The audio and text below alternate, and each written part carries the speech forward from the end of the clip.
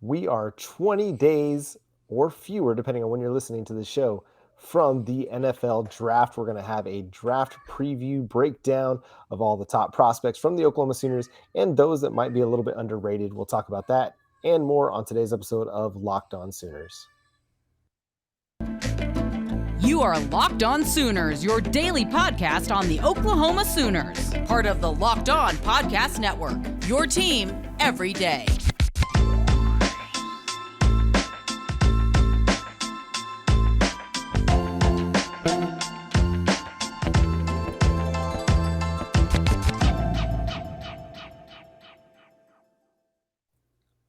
What is up, Oklahomies, and those who are fans of the Sooners as well? Welcome to the Locked On Sooners podcast. Today's episode is brought to you by BetOnline. BetOnline has you covered this season with more props, odds, and lines than ever before. BetOnline is where the game starts. Thank you for joining me. My name is John Williams. You can follow me on Twitter at John9Williams. Joining me is my co-host, Josh Helmer. You can follow him on Twitter at JoshOnRef. You can also listen to him Monday through Friday from 9 to noon on 1400 Sports Talk and 94.7 The Ref out of Norman. Josh, man, how you doing? I am doing fantastic. Ready to talk some NFL draft this evening. How are you, my friend? I'm doing great. It's always draft season. If you listen to the draft analyst. Now, somebody who, like myself, used to cover the NFL a little bit more closely, following the Dallas Cowboys and writing about the Dallas Cowboys. The NFL draft was always such a fun thing to dig into, NFL draft and free agency. Now that I'm fully immersed into college sports, I've had to recreate that passion and love through NIL, the transfer portal, and recruiting. So it's kind of fun to get back into the NFL draft stuff. I want to kind of hit you with this off the top, and this is a mock draft from Pro Football Focus, who arguably is probably the biggest fan of Nick Bonito. Well, they had Nick Bonito going 44 overall to the Cleveland Browns. So first of all, let me get your take on just how high he's gone, because that's easily the highest I've seen him selected in any mock draft this winter and spring. Yeah, I mean, that's what, front half of the second round. So, not in any danger, according to that projection, of falling into the third round, which there's a lot of, mock drafters out there that sort of look at Nick Bonito as a third round or maybe even later NFL draft selection. I like the landing spot for him. I know there's a lot of Oklahoma fans that aren't particularly fond of the Cleveland Browns at this particular moment in time, but, projecting that out moving forward with the Deshaun Watson playing quarterback, with some of the skill talent that they have there in Cleveland, for Nick Bonito to be able to step in and be a pass rusher specialist for the Cleveland Browns, I kind of really dig that potential fit for him, and great to see him landing in the second round. Yeah, and I think what is interesting about this is that he does go in the top half of the second round, where most projections have him towards the bottom half or even the third round.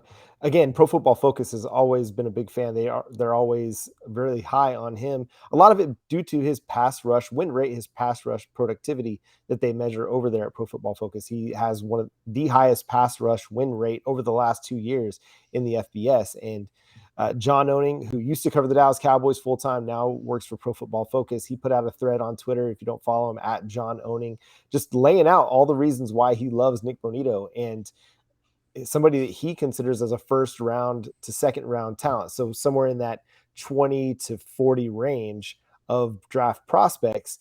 And you're seeing a lot more people kind of get hip to the idea that Nick Bonito is one of the better players in this draft. Again, a lot of the discussion on him is size. And I think what we're doing is we're missing the mark a little bit on that. Like, you look at a player like Randy Gregory, who was initially, before he tested positive for marijuana, was looked at as a top half of the first round draft pick coming out of Nebraska. 6'4", 235 when he came out. What's Nick Bonito measuring? 6'3", 248 now. And also Nick Bonito's kind of size measurables compare pretty favorably to Wisconsin edge rusher TJ Watt, who had less production at Wisconsin, was also a first-round draft pick. Where Nick Bonito might have size issues is in length, arm length, hand size, that kind of a thing. But he's got the physical makeup to be a bona fide pass rusher, bona fide edge player in the NFL. And we talk about him a lot as a pass rusher, but he holds up just as well in the run game. Am I right? Yeah, I mean, he's been steady in the run game. It hasn't really been something that he's struggled with in a big way, which you kind of worry about that sometimes with pass rushers. But Nick Bonito was very good in that regard.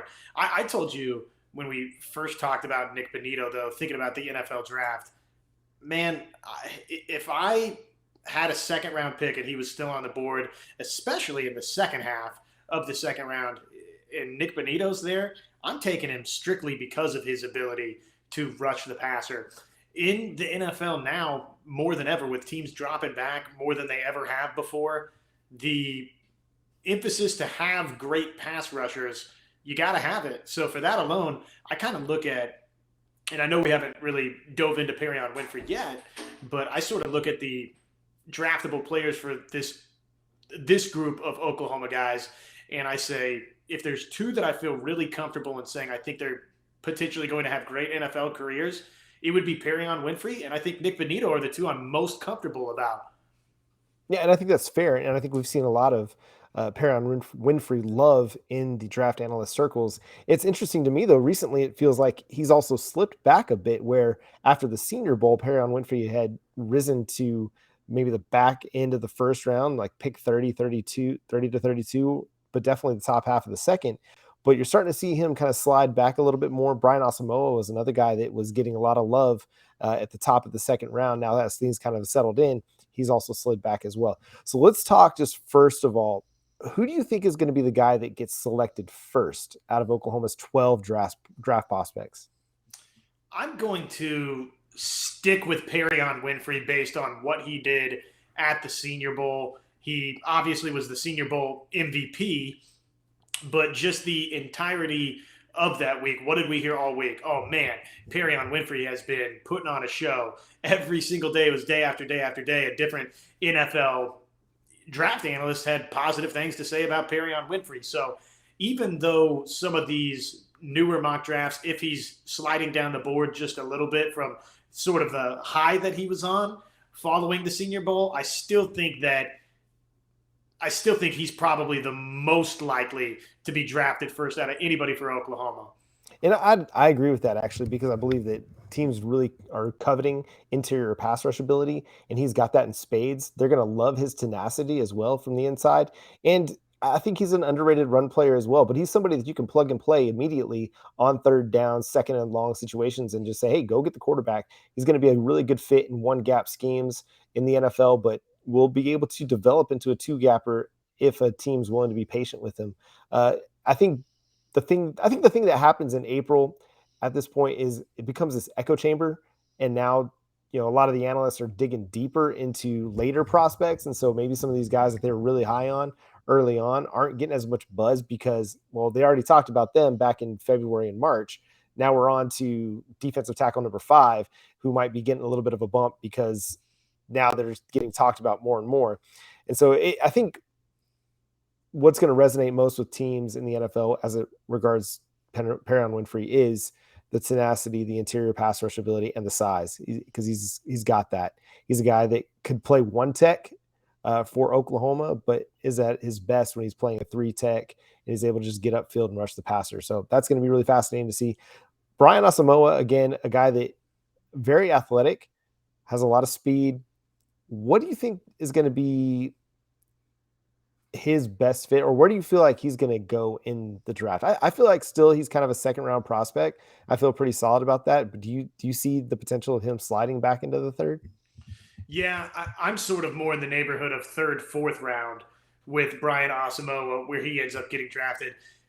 But I think, he's got the opportunity to be, a really, really good linebacker for somebody that, takes that chance on him in the third or fourth round. We see the speed. I think at times Asamoah was grappling a little bit with, fully understanding the scheme of Oklahoma and then just fighting back the instincts of just that, the instinct to go make a play.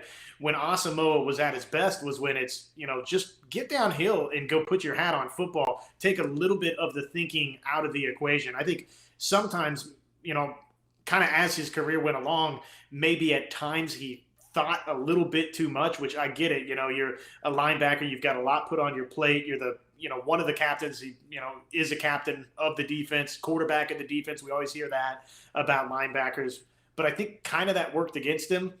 I love the potential. I mean, he can really fly around the football field, but I don't know. I would be surprised if he winds up a second round pick. I'm thinking third or later.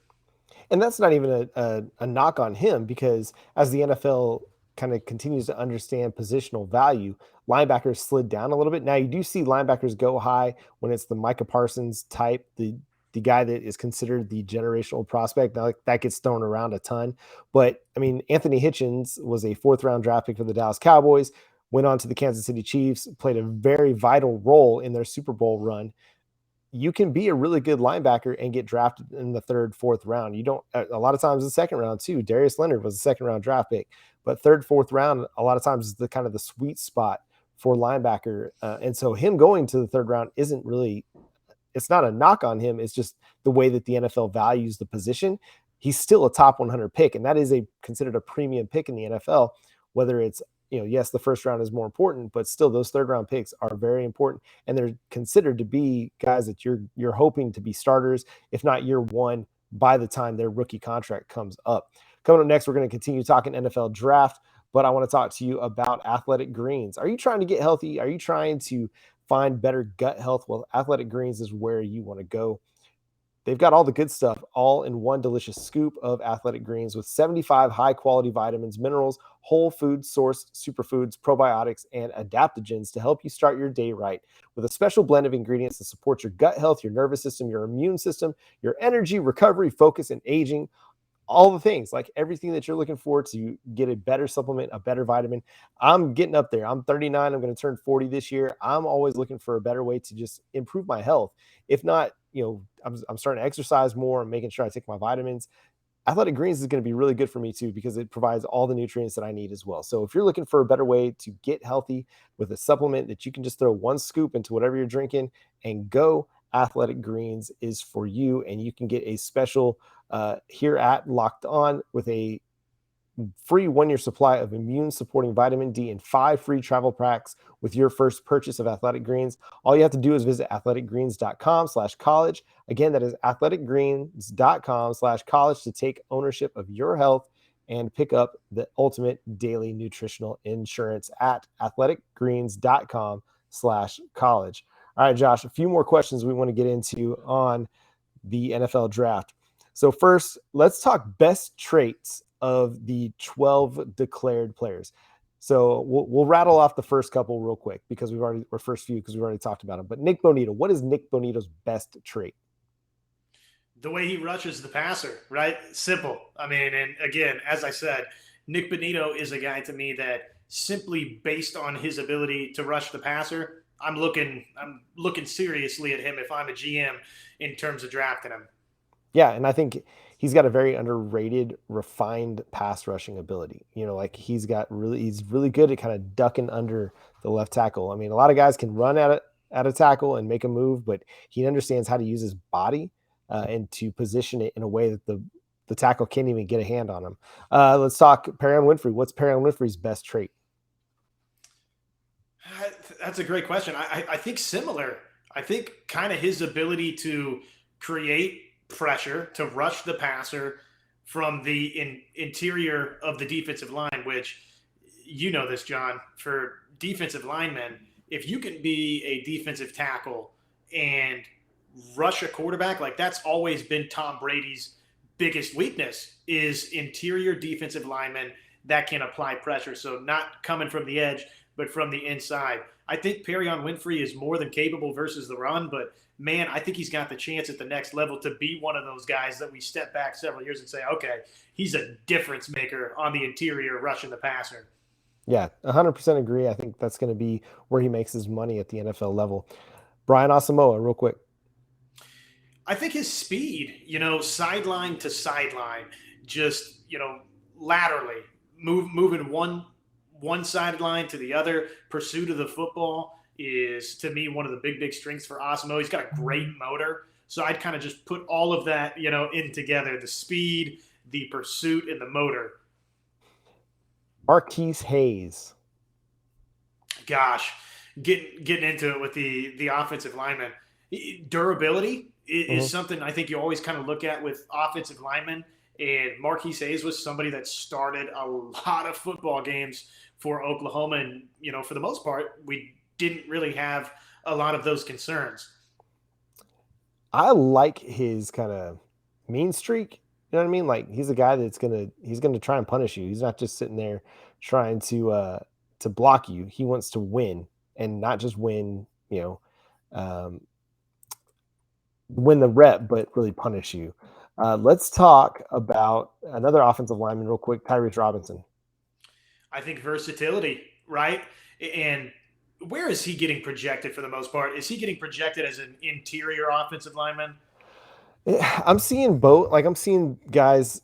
I've seen him take snaps at center at the Shrine Bowl. He actually played a little bit of center. I would not be surprised to see him playing guard because that's really where he was most effective at Oklahoma. He could play a little bit of tackle, and that position versatility is going to help him a lot land on the team. But I think his best spot at the NFL level is going to be guard. Well, I think so too. The only reason I say that is, if you were, again, one of these decision makers for these NFL teams, I love the fact that he's played played a lot of guard, was able to shift on out and be effective at offensive tackle for Oklahoma. Now, whether or not we kind of project him out to play offensive tackle in the future, okay, well, if we get into a pickle, here's somebody that has played offensive tackle. So I think that's, his versatility is going to wind up being one of his most attractive assets for a lot of these general managers. Yeah, 100%. If you put him at right guard and then hey, oh crap, we're in a bind here in the game, we got to bump him out to right tackle. He's not going to be completely lost out there. Now, will you have a bit of a step back potentially? But he's a guy that can function as an NFL tackle because he's got the experience at the college level. Isaiah Thomas, one of my favorite players in this draft. Man, I'm like a broken record here, but I just really think you're talking about three guys leaving Oklahoma that were tremendous pass rushers. And, especially in the case of Bonito, we hear so much about, can he be an outside linebacker at the NFL level? And I know this is not really answering on Isaiah Thomas just yet, but to me, it's like, it's okay to just play a guy and draft a guy to do what they're best at doing. And so same thing for Isaiah Thomas. I kind of view him as a guy that's going to be on the edge, able to provide a pass rush. And I think he's one of those guys that is going to fit a lot more teams, if that makes sense. He's not going to be so scheme dependent for a lot of the traditional scouts and traditional GMs that are going to plug a guy in as a 4-3 defensive end or a 3-4. And I think Isaiah Thomas can play some of both. He's got the size. He does have some experience playing on the interior for Oklahoma, and I think that's going to benefit him. I see him probably in the 4th round. I feel like that's about the sweet spot for him. Potentially could see him slide into the 5th, but he's got production, he's got size, he's got experience. Maybe the athletic measurables aren't quite there, but he's a guy that's been productive with what he's got. And I think some team is going to take a chance on him. At the very least, he's a rotational defensive end at the NFL level. I think so too. And somebody that drafts Isaiah Thomas, I don't know that he's long-term NFL starter, 3-down, 3-down defensive end or whatever, but somebody's got a chance to really get some pass rush production and somebody that's effective against the run too for a cheap asking price. I think there's a chance he could be even a 5th round type guy, which to me, if you're getting somebody like Isaiah Thomas in the 5th round, heck yeah, I'm jumping at that opportunity. Well, and he's kind of a late bloomer too. It's only been the last couple of years that he's really come on, and that might bode well for his projection in the way he kind of continues to escalate his game in the NFL level. I think because you can slot him in and he's going to hold up against the run as well as be an effective pass rusher. I think that's going to help him get an opportunity at the NFL level with somebody. Let's continue with this discussion. Let's talk Jeremiah Hall. I'm so curious to see where and if he winds up getting drafted. Again, versatility. If you're talking, best traits that somebody has, Jeremiah Hall is somebody that very effective blocker, can catch passes out of the backfield, which again, for the fullback position, you don't really see a lot of guys that can be effective weapons catching the football out of the backfield, typically at the professional level. And I think Jeremiah Hall is unique enough that he could be that if he's, put in that type of role for somebody. Maybe like once every 3 games, all of a sudden there's Jeremiah Hall rumbling down the sideline, surprised out of the backfield. So I love that about his game. He's kind of that Swiss Army knife, man. He can do a lot of different things. If you want to line him up at tight end, Jeremiah Hall could do that. He could be your traditional fullback. Again, good pass catcher, really sets him apart from a lot of guys. And I think he's going to be somebody that a creative head coach is going to love. Like I think about Kyle Shanahan in San Francisco, McDaniels now in Miami, teams that, or guys that are comfortable using a fullback and taking advantage of that pass catching skill set. Jeremiah Hall is going to be a guy that even if he doesn't get the ball thrown his way when he's on the field, teams are going to have to hold him accountable. They're going to have to take account of his presence because he can beat you down the field. He did it at the college level, and that really was his best trait. When he ran the ball, he wasn't super effective. When he caught passes, that's where he really made some hay. Let's stay in the backfield. Let's talk Kennedy Brooks. Where do you think Kennedy Brooks lands, kind of a round projection? I'd say middle rounds for Kennedy Brooks. Again, kind of like we talked about with the linebacker position, especially so with the running back position. It's got to be somebody really, really unique to be a first-round NFL draft pick in today's modern NFL. They just don't spend first-round draft picks on running backs anymore.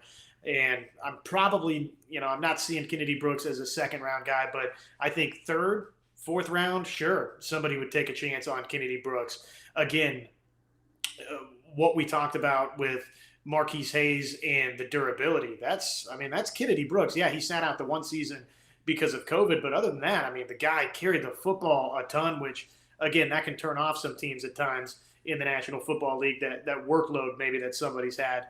But if I'm looking at it, I'm saying, okay, I can draft a running back that can carry, X amount of times throughout a season and handle that workload and come out the other side and start all of those games for us. I love that about Kennedy Brooks. I think he's got deceptive speed.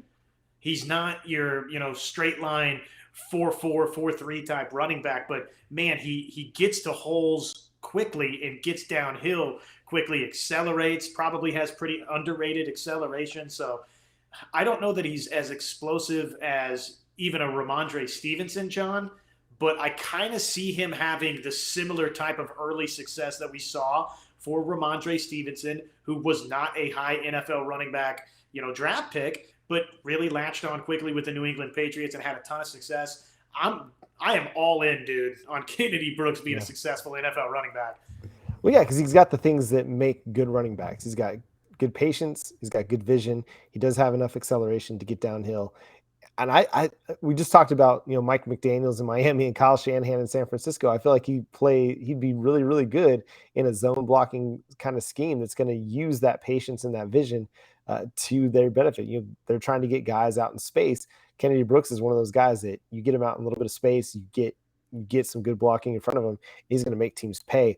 I'm kind of with you. I think, fourth, fifth round is probably where I'd project him, but I think a team is going to get a steal in Kennedy Brooks. I think the COVID year might actually benefit him. He had, so much, he had so much on his plate in carries those first couple of years, got the year off, got refreshed, had another big year in 2021, and maybe isn't going to be going in just as used up, because he had the year to kind of refresh and take a step back. I think that might benefit him a little bit. Some older guys might look at that and be like, oh, he quit on his team. But I think for him as a running back, it might actually help extend his career a little bit. Probably starts off as a backup to somebody, but I could see him very easily earning a role, just like he did at Oklahoma when he started off as Trey Sermon's backup and then ended up, leading the team in rushing one year. And ultimately led to Trey Sermon's transfer to Ohio State. So let's talk. We got a few more guys we want to talk about. We also have a few more questions about the NFL draft we want to talk about. But first, I want to talk to you about BetOnline. BetOnline.net is your number one source for all your sports betting needs and sports info. Find all of the latest sports developments, including this week's Masters Championship odds, podcasts, and reviews for all the different leagues this season. BetOnline is your continued source for all your sports wagering information, including live betting, esports, and scores. Head to the website today or use your mobile device to learn more about the trends and action. BetOnline is where the game starts. And thank you so much for making Locked On Sooners your first listen every single day. Hey, we're also talking about the NFL Draft. Make sure you go check out the Locked On NFL Draft podcast as well. They'll get you ready for the NFL Draft that starts April 28th. You'll get all the info, all the insight for all the prospects coming up there. We'll even have a big draft preview breakdown show in a couple weeks. So make sure you're tuned in to Locked On Podcast Network for that. All right, a few more people we got to talk about there, Josh. And next one, this is also another fascinating one, Gabe Brkic. We don't often see kickers always drafted, but potentially he's a guy that could get drafted. Maybe he's had some really successful runs as a kicker for Oklahoma, but it's kind of been a roller coaster at times.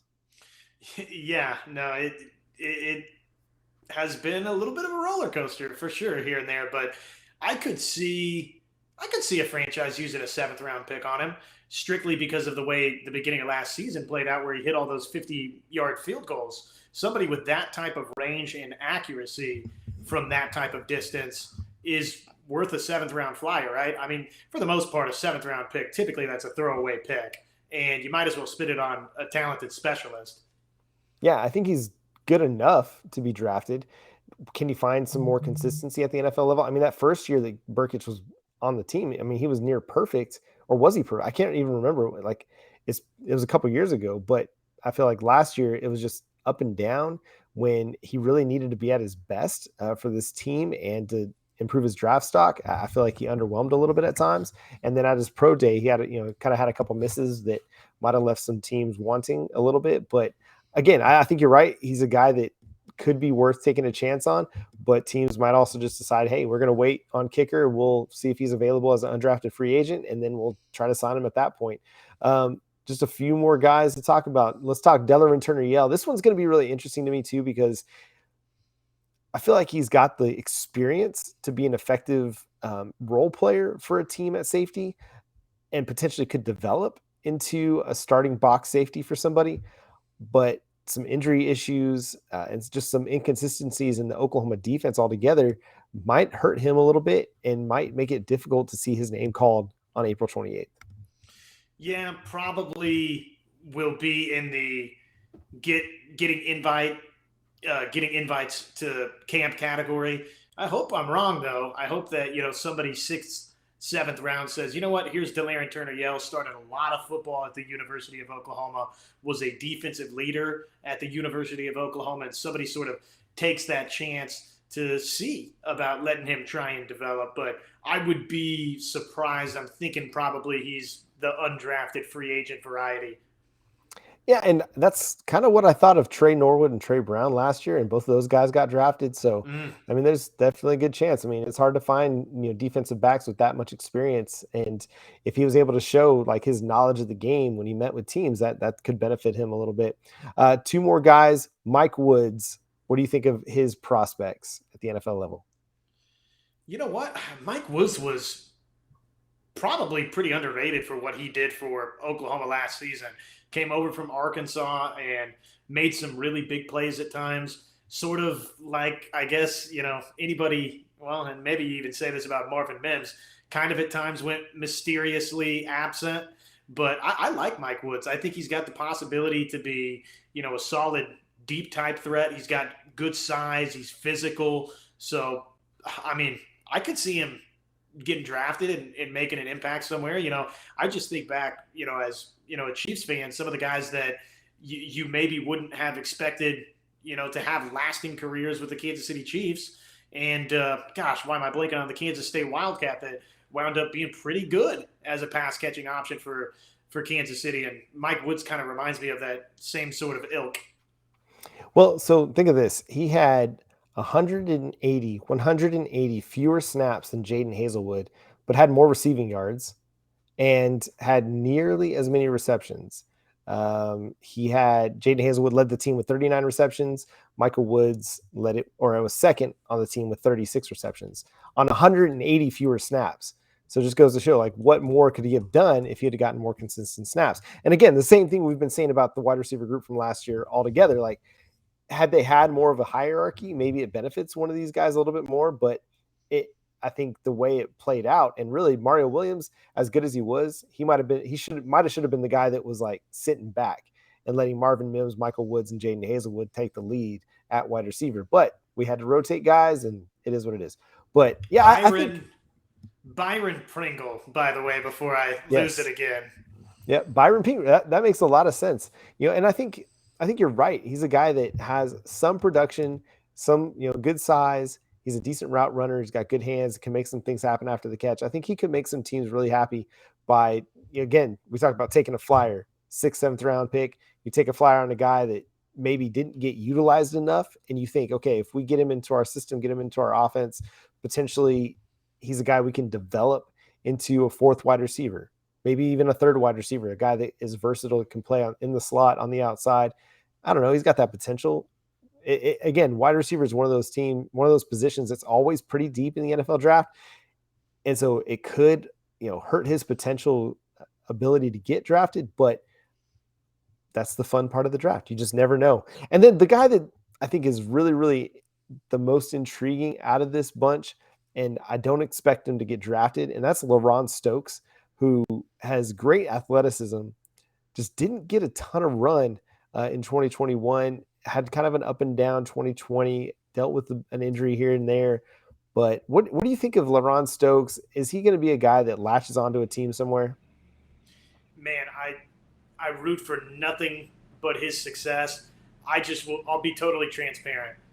Guys that don't produce in college, if I was in a drafting position, that's a big turnoff. That's a big no-go for me. If you couldn't crack the rotation and produce in college, I don't know. I just have a really hard time seeing then all of a sudden you're going to produce at the NFL level. Hey, the greatest quarterback in the game, Tom Brady, would be of that variety, right? Where he was not the starter at Michigan and, gets drafted in the 6th round, and obviously the rest is history. He's, the greatest of all time. So I'm not saying that it's impossible. I'm just saying that, to me, even with the athleticism, I mean, something clearly wasn't quite right with Laronne Stokes to just not see reps. And part of it's, talented guys in front of him.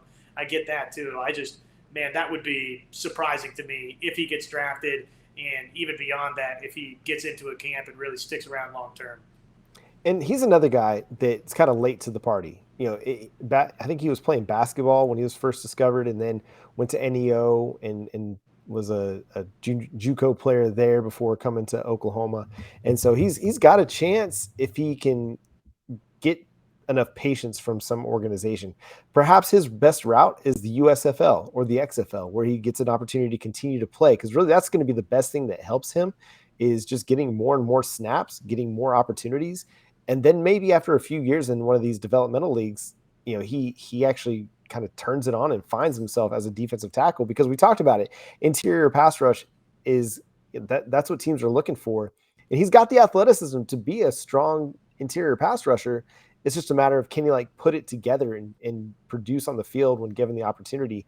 And I think that's why probably his best bet is going to be the USFL or the XFL. It's unlikely he's going to get drafted, but of all the guys at Oklahoma's pro day, he was the one that stood out the most, with his sheer athleticism. And so I'll be excited to see what happens with him down the road. But I think it's going to be one of these minor leagues. That's a good point that you make right there, and probably something that we lose track of at times. We're focused on, okay, where are these guys going in the NFL draft? Now with the XFL returning in 2023 and with the USFL, hey, there's nothing wrong with playing in a different professional league and making a living. If Laronne Stokes can do that, hey, more power to you, buddy. Right, and it honestly, it benefits the leagues to have players willing to play.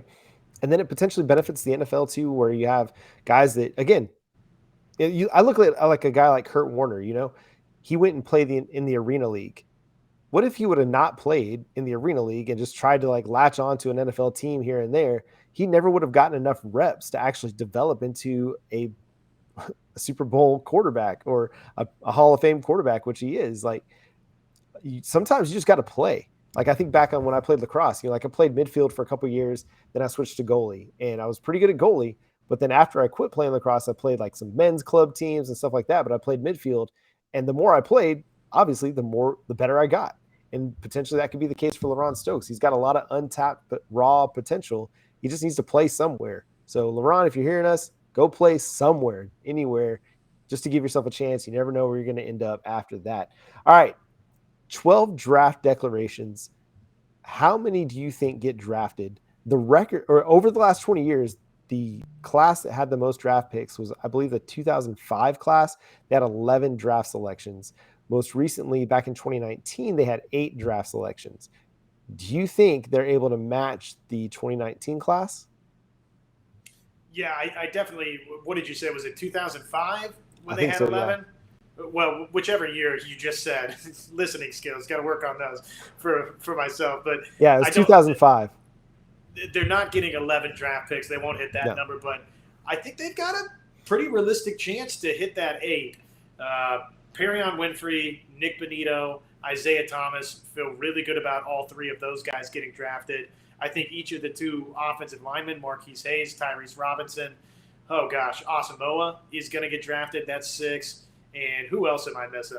Jeremiah Hall, I think, has a good chance. Yeah, and that's 7 right there. Yeah, and then it's going to come down to Gabe Burkich, maybe a Mike Woods. I think that's where it'll kind of come down to. I think 7 is probably the most likely. I think they definitely have a chance for 8 for sure. It's going to be really fun. I love draft season. It's always fun to like get into mock drafts. There's all kinds of places you can go to do mock drafts. Pro Football Focus, Pro Football Network, FanSpeak, all these great resources for you just to learn more about these players. So if you haven't done that, make sure you go run some mock drafts and share them with your friends so they can tell you how terrible they are. That's right. Yeah, that's what you got to do. Yeah. And that's going to do it for today's episode of Locked On Sooners. Thanks so much for stopping by and checking us out, for making Locked On Sooners your first listen every single day. We're free and available on every podcast platform that you can think of, including YouTube. Make sure you go subscribe there, drop a like, hit the notification bell. Let us know how you feel about the show. Drop a comment, drop a question. And we're going to do something new, Fan Friday. Send us a 1-minute video with a take, NFL draft, softball, baseball, basketball, 2022 college football season, Lincoln Riley, pro days, spring games, spring practice, whatever you got. Send us your best take. We'll play it on the air. We'll react to it. We'll only play a few, so make it sure it's juicy, hot, fire. Like Dylon. I don't know if you ever watched the Chappelle show, but Dylon, he spit hot fire. So make sure you do that. Bring it. LockedOnSooners@gmail.com. LockedOnSooners@gmail.com for your best take. And if this is a good thing, we'll keep doing it every Friday. So send in your show, send in your shots, send in your shows, send in your 1-minute episode of Locked On Sooners, and we'll react to it on the show. For Josh Helmer, I'm John Williams. We'll catch you next time. Boomer Sooner.